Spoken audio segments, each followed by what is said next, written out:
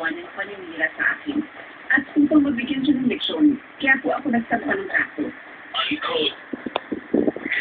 Pagkamat tumigil na raw ang paninira sa kanya ni Christine through text, hindi umano naramdaman ni Ara ang pagsisisi nito sa kanyang ginawa.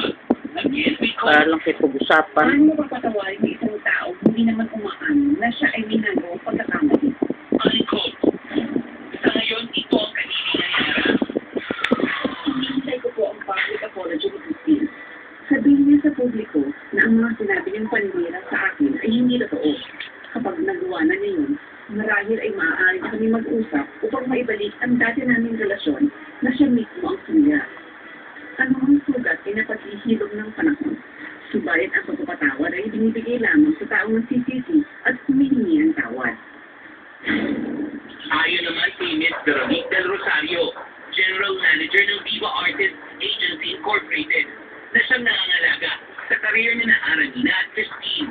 Narito lang daw ang kanilang tanggapan upang tumulong ma-resolve ang alitan ng magkapatid. Nalagi nilang mabubi ang lahat sa pagkakasundo ng mag-ate.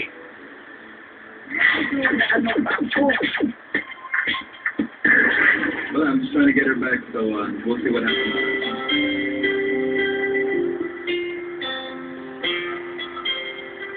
Ditong Webes, magkasamang lumipad patungong Honolulu, Hawaii. Nagaling yung po Hindi ko alam. Tanggalin ko po niya. Kagagaling rin lang ng dalawa sa Amerika kamakailan for a series of shows. Babe, that's Sparkle. Nagkabalik ka na. Ang dating magtotoo Sparkle. sa dalasang biyahe Sparkle. kasama.